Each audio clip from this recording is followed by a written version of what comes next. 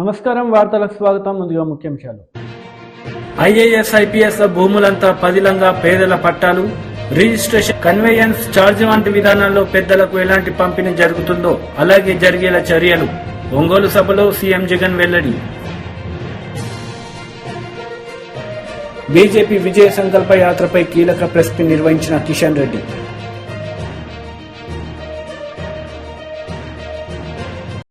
Ongole public meeting లో CM YS Jaganmohan Reddy పాల్గొన్నారు. ఈ సందర్భంగా ఆయన ప్రసంగించారు. ఐఏఎస్ ఐపీఎస్ ల భూములంతా పదిలంగా పేదల పట్టాలు, రిజిస్ట్రేషన్, కన్వెన్షన్ ఛార్జ్ వంటి విధానాల్లో పేదలకు ఎలా పంపిణీ జరుగుతుందో అలాగే జరిగేలా చర్యలు. ఒంగోలు సభలో సీఎం జగన్. పేదలకు ఒక న్యాయం, పెద్దలకు మరో న్యాయం ఉండటానికి వీల్లేదని పేదలకిచ్చే ఇళ్ల పట్టాలను కూడా రాష్ట్రంలో ఐఏఎస్ అధికారులకు కానీ లేకపోతే ఎప్పుడైనా ఎమ్మెల్యేలకు ఇచ్చే పట్టాలు కానీ లేకపోతే ఇతర ప్రముఖులకు ఇచ్చే వాళ్లకు పట్టాలు ఇచ్చినప్పుడు వాళ్లకు ఏ నిబంధనలు అయితే వర్తిస్తాయో, ఏ నిబంధనలు అయితే వాళ్లకు పెడతామో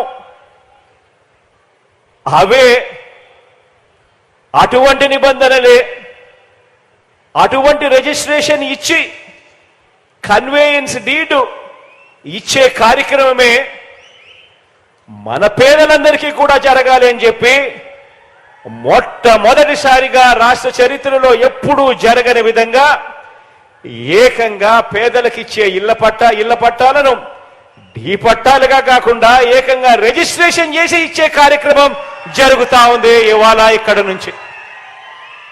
విద్యాశాఖ మంత్రి బొత్స సత్యనారాయణ మీడియా సమావేశం నిర్వహించారు. ఈ సందర్భంగా పలు అంశాలపై ఆయన మాట్లాడారు. ఖాళీ కూర్చుంటారా సార్? ఖాళీ కూర్చుంటారా? ఎక్కడో పెట్టుకోవాలి కదా, ఏదో సపరేట్ పెట్టుకోనియండి, తప్పే ఉంది. రాజకీయ పార్టీలు వాళ్ళ సాధువులా లేదా ఋషుల తపస్సు చేసుకుని ఇంట్లో కూర్చోడానికి రాజకీయ పార్టీ ఉన్నప్పుడు మరి సభలో సమావేశాలు పెట్టుకొని ఏదోలాగా మరి అది కూడా ఎప్పుడు చేస్తారు? మా సైడ్ అయితే మా ఉత్తరాంధ్ర ప్రాంతం అయితే సంక్రాంతి వచ్చిందనుకోండి, కొంతమంది వ్యవసాయాలు వేసుకొస్తారు. అలాగే వీరికి పండుగ చేసింది, ఇదో పండుగ. ఆ పండుగలాగే వీరికి ఎన్నికలు వస్తేనే పండుగ. కాబట్టి ఇప్పుడు ఎన్నికల ముందు వస్తుంటారు, వాళ్ళకి తగ్గట్టు వాళ్ళ రాష్ట్ర భాషలు, వాళ్ళ తాలూకు అహంభావాలు, వాళ్ళకున్న భాషని అన్నిటి ప్రజల ముందు నేను కాదన్నా రాజకీయ పార్టీలకి అని చెప్పాను. ఒక ప్రతిపక్షం కానీ తప్పు ఏంటి తప్పు అయితే అధికారంలో మేము ఉన్నప్పుడు మేము సంవత్సరం పొడుగుతా మేము ప్రజలతో మమేక్యం ఉంటాం కాబట్టి వెళ్తుంటాం కాబట్టి మేము వెళ్తుంటాం. ప్రతిపక్షాలకి ఏముంటాయి? ఎన్నికలప్పుడు తప్ప ఉట్టప్పుడు పని ఉండదు. దానికి దీనికి పని ఎప్పుడు ఉంటుంది?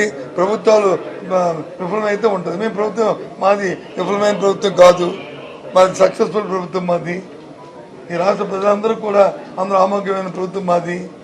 అందరికీ ఏ అవసరం వచ్చినా దాన్ని సంక్షేమకి అభివృద్ధికి మారుపేరుగా జరుగుతున్న 5 సంవత్సరాలు 4 సంవత్సరాలు 14 కాలంలో మా పరిపాలన విధానం అది. సో కాబట్టి వాళ్ళకి పని లేకుండా పోయింది 4 సంవత్సరాలు 14. ఇప్పుడు 2 నెలలైనా పోయి వాళ్ళు వేషం వేసుకొని మేకప్ వేసుకొని రాకుండా ఉండమంటే ఎలాగవుతుంది? ధర్మం అది? చెప్పండి. సరే పని వాళ్ళు కానివ్వండి, తప్పేముంది?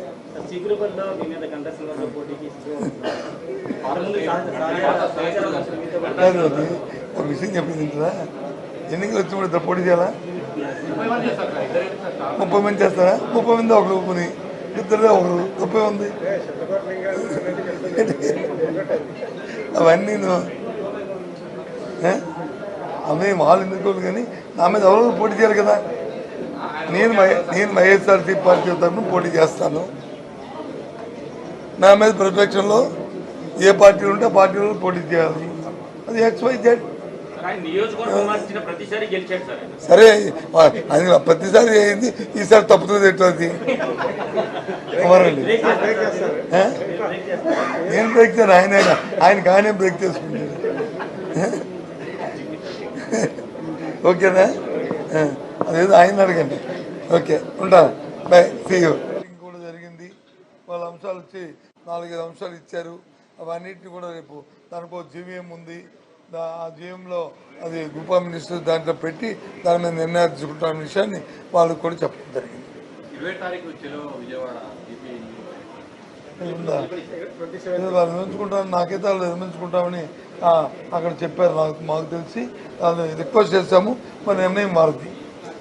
మేమైతే రిక్వెస్ట్ చేశాము నిర్మించుకోమని, ఎందుకంటే ఇది సమయం కాదు కాబట్టి అన్నాము. దాన్ని పాజిటివ్గా కన్సిడర్ చేస్తారని నేనైతే ఊహిస్తున్నాను.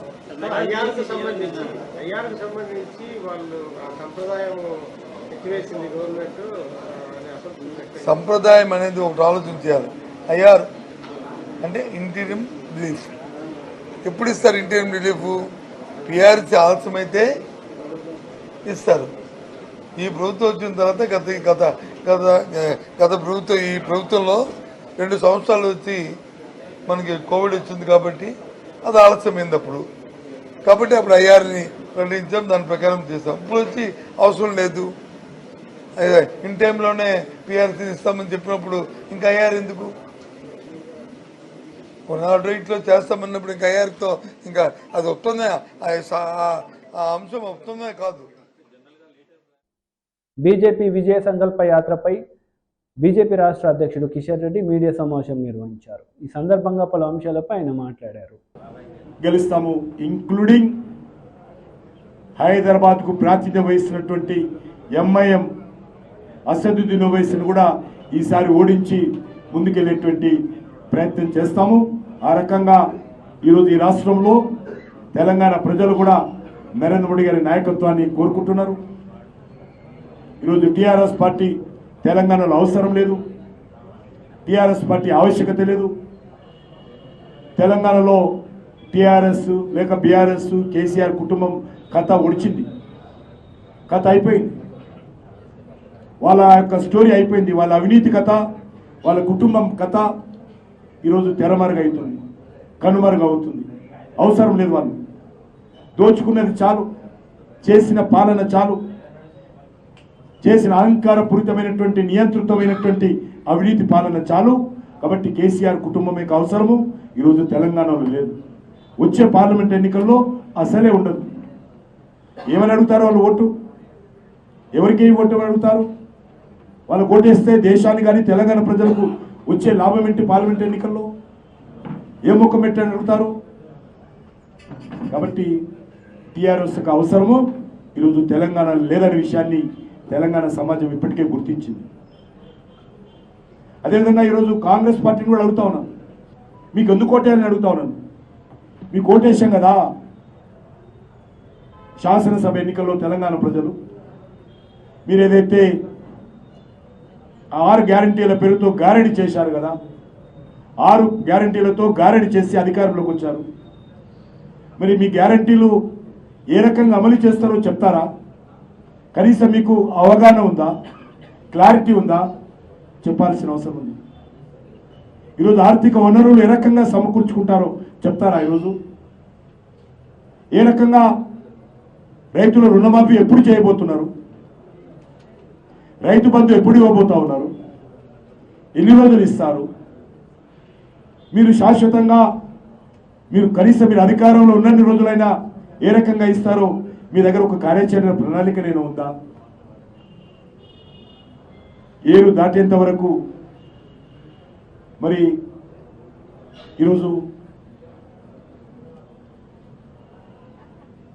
ఏటి మల్లయ్య, ఏరు దాటినంత బోడి మల్లయ్య అనే విధంగా ఉంది కాంగ్రెస్ పార్టీ ప్రభుత్వం. కాబట్టి ఈరోజు మనవి చేస్తా ఉన్నాను, ఖచ్చితంగా రానున్న రోజుల్లో కాంగ్రెస్ పార్టీ దేశంలో ఉన్నటువంటి 40 సీట్లు తగ్గించుంటే అవకాశం. వాళ్ళు పెట్టిన కూటమి బద్దలవుతా ఉంది. కాంగ్రెస్ పార్టీ నాయకులు కాంగ్రెస్ పార్టీని విడిచిపోతా ఉన్నారు. 2019కి ఇప్పుడు చూసినట్లయితే కాంగ్రెస్ పార్టీ మరింత బలహీనంగా ఉంది. ఇప్పుడు 3 రాష్ట్రాల అధికారంలో ఉంది. హిమాచల్ ప్రదేశ్ 4 సీట్లు బీజేపీ గెలుస్తారు. వాళ్ళు అధికారంలో ఉన్నారు, ఒక్క సీటు కూడా కాంగ్రెస్ పార్టీ గెలవదు. కర్ణాటకలో అధికారంలో ఉన్నారు, కర్ణాటకలో కూడా 25 సీట్లు బీజేపీ గెలుస్తుంది. తెలంగాణలో అధికారంలో ఉన్నారు, తెలంగాణలో కూడా మరి ఒక్క సీటు రావడం కూడా ఈరోజు కాంగ్రెస్ పార్టీ కష్టంగా ఉంటుంది. వాళ్ళు అనుకుంటున్నారు ఈరోజు వాళ్ళు ఏ ప్రాతిపదికన కాంగ్రెస్ ఓటేస్తే దేశానికి మేలు జరుగుతుందో చెప్పాలి. రోజు ముఖ్యమంత్రి గారు అంటున్నారు, మీరు 17కు 17 సీట్లు గెలిపిస్తే కాంగ్రెస్ పార్టీ దేశంలో అధికారంలోకి అయితే వస్తే, మూడోది రాహుల్ గాంధీ ప్రధానమంత్రి అయితే, ఆ ప్రభుత్వం పైసలు ఇస్తే ఇక్కడ 6 గ్యారెంటీలు అమలు చేస్తారు. అంటే అసెంబ్లీ ఎలక్షన్స్లో ఇచ్చిన హామీ పోయిందనమాట. అసెంబ్లీ ఎలక్షన్స్లో కాంగ్రెస్ పార్టీకి ఓటేస్తే అది ఒడిచిపోయింది. ఈరోజు చెప్తా ఉన్నారు తెలంగాణలో 17 సీట్లు గెలవాలా, నెంబర్ 1, అది అసాధ్యం, సాధ్యం కాదు. రాహుల్ గాంధీ తల కిందికి పెట్టి కాలు మీది పెట్టి తెలంగాణలో ఇంటింటికి తిరిగినా అది సాధ్యం కాదు. 17 సీట్లు గెలవరు. కాంగ్రెస్ పార్టీ అధికారంలో రావాలి, ఉన్న 40 సీట్లు పోతాయి, తగ్గుతాయి కానీ పెరిగే సమస్య లేదు. AP Congress chief YS Sharmila కీలక ప్రెస్ మీట్ నిర్వహించారు. ఈ సందర్భంగా పలు అంశాలపై ఆమె మాట్లాడారు. కూడా మొండి పట్టు పట్టి ధర్నాలు చేశాము, ఆఖరికి అరెస్ట్లు అయ్యాము, గాయపడ్డాము, అవమానపడ్డాం కూడా. ఇదంతా పర్వాలేదు, ఆంధ్ర రాష్ట్ర ప్రజల కోసం ఎంత వరకు వెళ్ళడానికైనా సిద్ధమే. ఈ ప్రయాణంలో భాగంగానే ఈరోజు ఇటు సిపిఎం పార్టీ అయితేనేమి, సిపిఐ పార్టీ అయితేనేమి నిన్న కూడా వచ్చి మాకు సంఘీభావం తెలిపారు. నిన్న కూడా వచ్చి మేము కూడా యువత కోసం పోరాటం చేస్తున్నాము, మీకు సంఘీభావం తెలుపుతున్నాము అని వాళ్ళు పెద్ద మనసు చేసుకొని రావడం జరిగింది. వాళ్ళకు కృతజ్ఞతలు. ఈరోజు సిపిఎం పార్టీ కూడా ముందుకొచ్చింది. ఈరోజు సిపిఎం పార్టీ మేము ఢిల్లీలోనే సీతారాం యేచూరి గారిని కలవడం జరిగింది.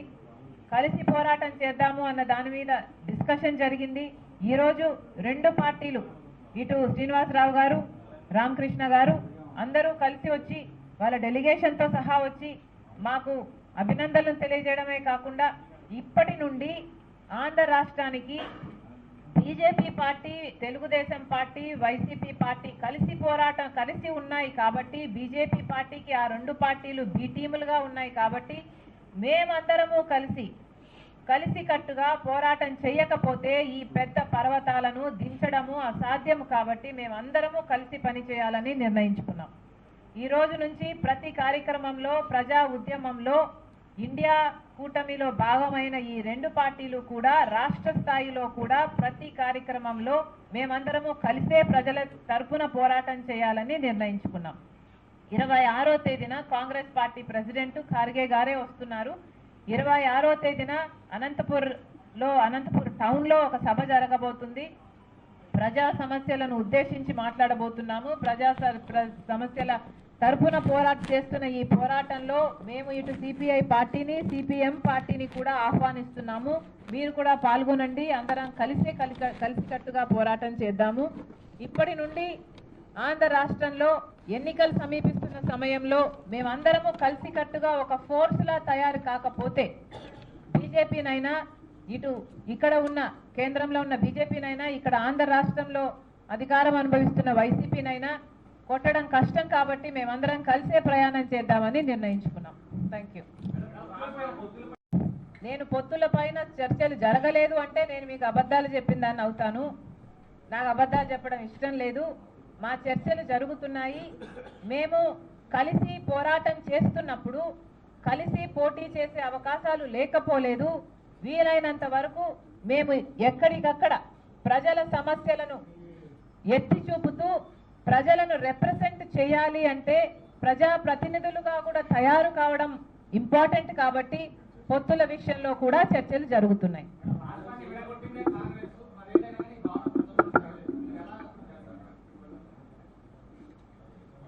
కాంగ్రెస్ పార్టీ అధికారంలో వచ్చునుంటే 2014లో మనకు స్పెషల్ స్టేటస్ వచ్చుండేది.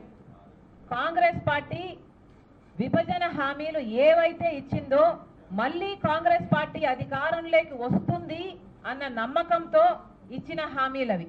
కాంగ్రెస్ పార్టీ అధికారంలోకి వచ్చుంటే ఆ రోజున 5 ఏళ్ళు కాదు 10 ఏళ్ళైనా మనం ఇంకా ఎక్స్టెండ్ చేయండి స్పెషల్ స్టేటస్ అని అన్నున్నా కూడా కాంగ్రెస్ పార్టీ 10 సంవత్సరాలు ఆంధ్ర రాష్ట్రానికి, ఈ 10 సంవత్సరాలు ఏ 10 సంవత్సరాలు అయితే బీజేపీ ఇవ్వలేదో స్పెషల్ స్టేటస్, ఏ 10 సంవత్సరాలు అయితే చంద్రబాబు గారు ఫెయిల్ అయ్యారో స్పెషల్ స్టేటస్ తేవడంలో, ఏ 10 సంవత్సరాలైతే జగన్మోహన్ రెడ్డి గారు ఫెయిల్ అయ్యారో స్పెషల్ స్టేటస్ తేవడంలో, ఈ 10 సంవత్సరాలు కాంగ్రెస్ పార్టీ అధికారంలో ఉంటే ఆంధ్ర రాష్ట్రంలో స్పెషల్ స్టేటస్ వచ్చుండేది, వేల కొద్ది పరిశ్రమలు వచ్చుండేవి, వేల కొద్ది లక్షల కొద్ది ఉద్యోగాలు వచ్చుండేవి.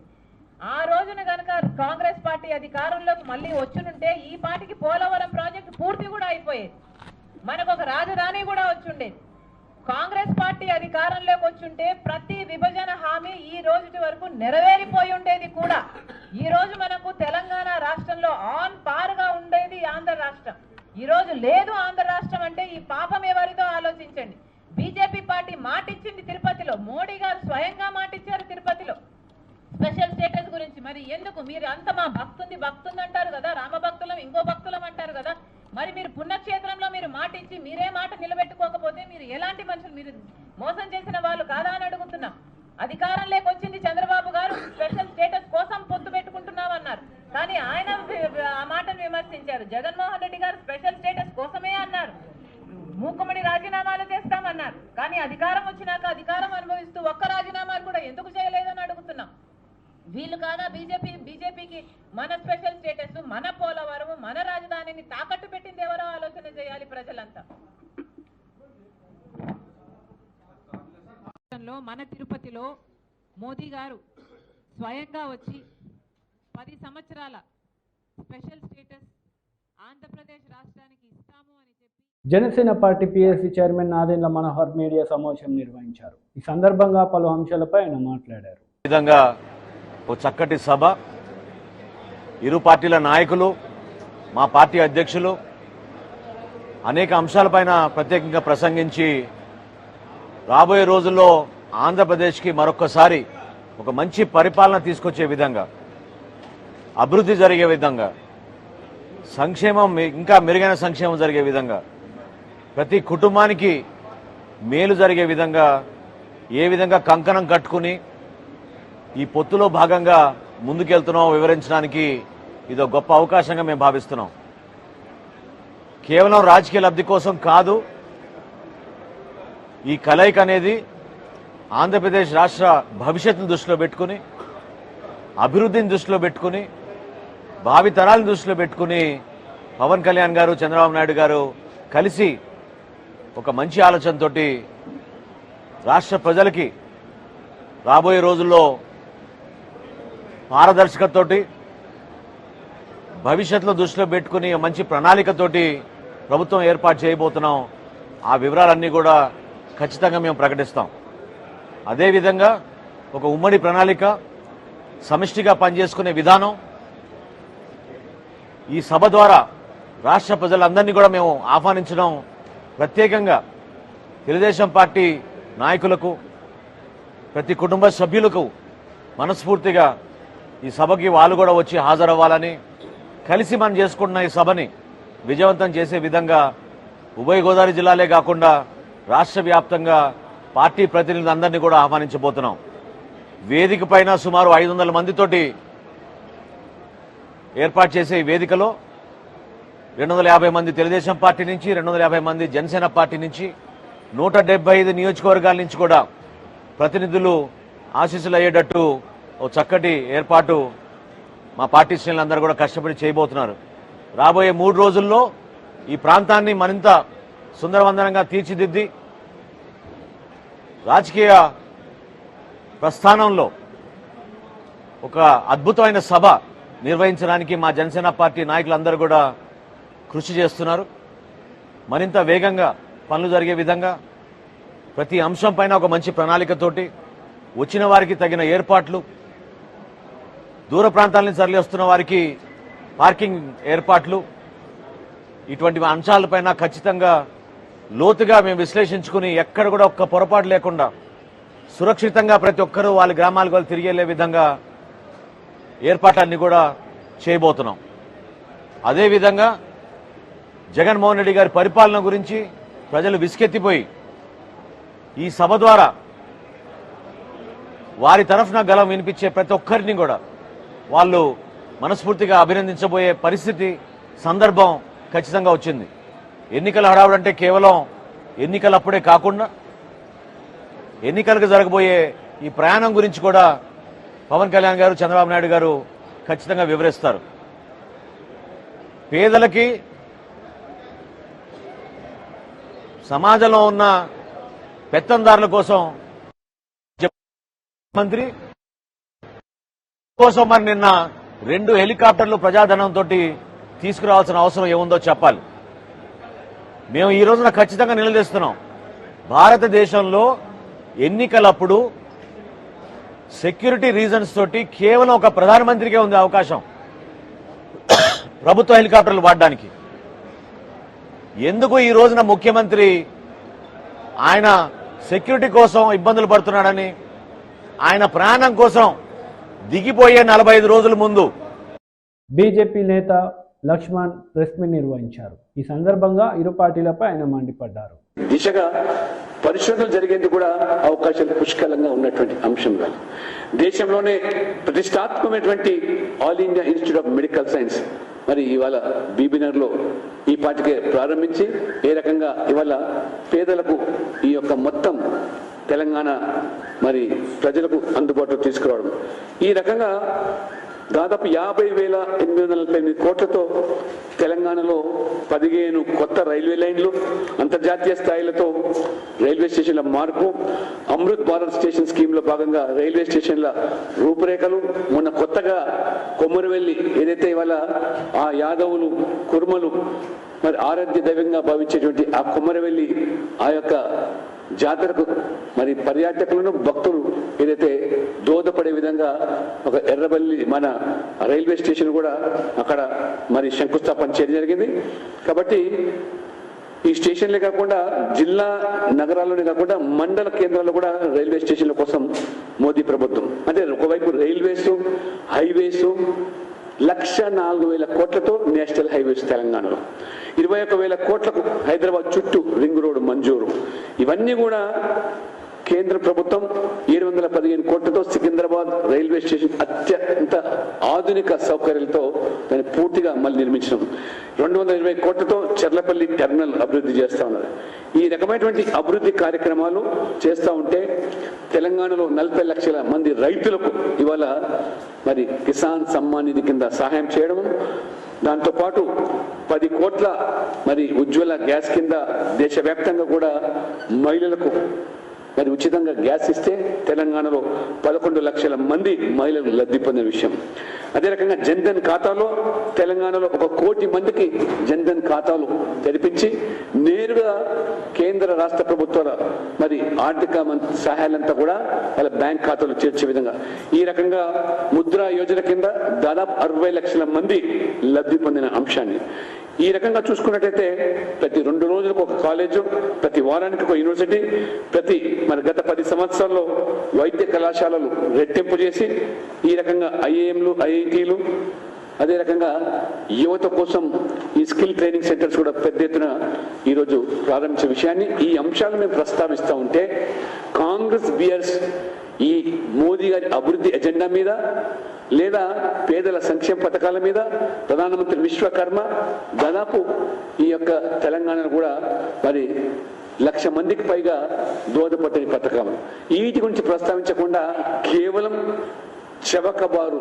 రాజకీయాలు మరి వాళ్ళ స్థాయి తగ్గించుకొని హోదా తగ్గించి మంత్రులు, ముఖ్యమంత్రి వారు మాట్లాడే భాష అసహించుకుంటారు. బీజేపీ నాయకుల మీద వ్యక్తిగతమైన దూషణలు చెప్తే మోదీ ప్రభుత్వం చేసిన అభివృద్ధి గురించి, మోడీకి సరితూగే వ్యక్తి మీ పార్టీలో ఎవరు ప్రధానమంత్రి అని చెప్పితే దానికి జవాబు లేదు. రాహుల్ గాంధీ, సోనియా గాంధీ, ఈ ప్రియాంకనా, మల్లికార్జున ఖర్గేనా, లేదా మమతా బెనర్జీయా, మీకు ఒక ఎజెండా లేదు, ఒక నాయకుడు లేదు, ఒక నిబద్ధత లేదు. కాబట్టి తెలంగాణ ప్రజలు కూడా ఇవాళ ఖచ్చితంగా రాబో రోజుల్లో మేము ఆశించినట్టుగా తప్పకుండా ప్రజలు కూడా అబ్కీ బార్ అంటే మరి 400 పార్ అంటున్నారు, ఫిరేక్ బార్ అంటే మోదీ సర్కార్ అంటున్నారు. కాబట్టి తెలంగాణలో కూడా రేపు మోదీ నేతృత్వంలో ఏర్పడే ప్రభుత్వంలో పెద్ద ఎత్తున పార్లమెంట్ సభ్యులు గెలిపించి తెలంగాణ రాష్ట్రం నుంచి కూడా మోదీ గారికి కానుక ఇస్తామని చెప్పి ఈ విజయ సంకల్ప యాత్ర ఒక అద్భుతమైనటువంటి ఒక సందేశాన్ని 10 సంవత్సరాల పాలన ప్రజల్లోకి తీసుకెళ్ళడానికి ఇది దోహదపడుతుంది.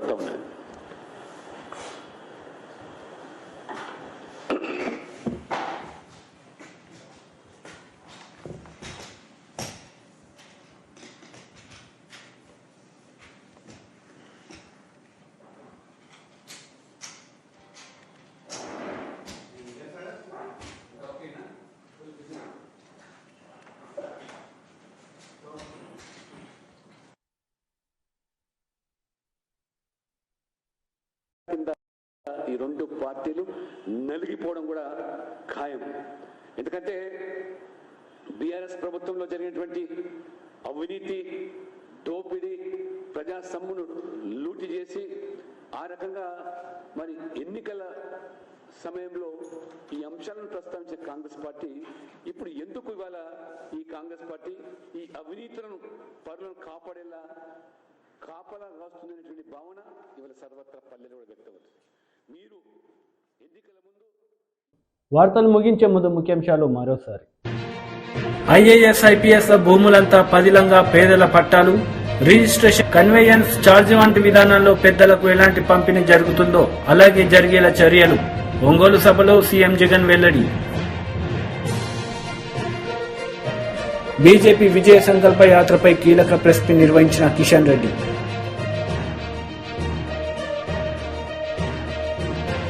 ఈ వార్తలు ఇంతటితో సమాప్తం. తిరిగి ప్రసారమయ్యే వార్తల్లో మళ్ళీ కలుద్దాం. అంతవరకు సెలవు. నమస్తే.